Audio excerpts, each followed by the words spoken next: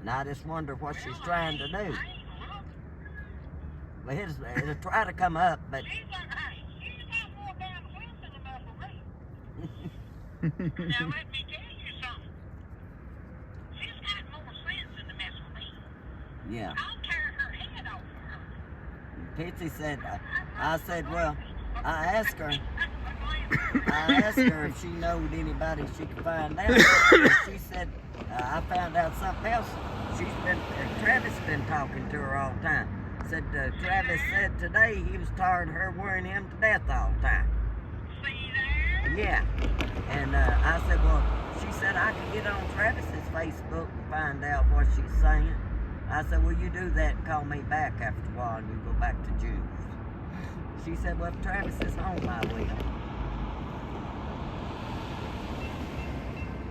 So I don't know. See, she's talking to everybody. It's people that don't even come down there, and some of them ain't never been down there. Anybody that she knows, she's going to try to do something. See, Larry told me Friday night that Peggy's car's over at Jen's store all the time when they go by. Said he just seen it over the other day. See her? Yeah, see her and June.